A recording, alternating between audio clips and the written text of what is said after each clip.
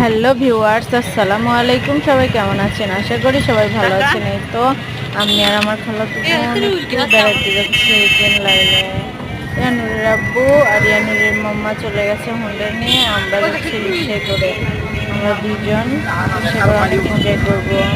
দেখতে থাকুন আমাদের ট্রেন লাইনটা কেমন দেখতে।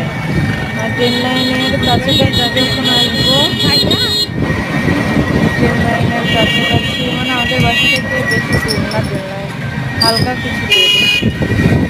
ওই জন্য বললাম যে চলো একটু যাই, বেড়াই আসি ট্রেন লাইন থেকে। ইয়ানুরের আব্বু ইয়ানুরকে নিয়েছিল, আমরা দুজন শুধু এই রিক্সা উঠে যাচ্ছিলাম।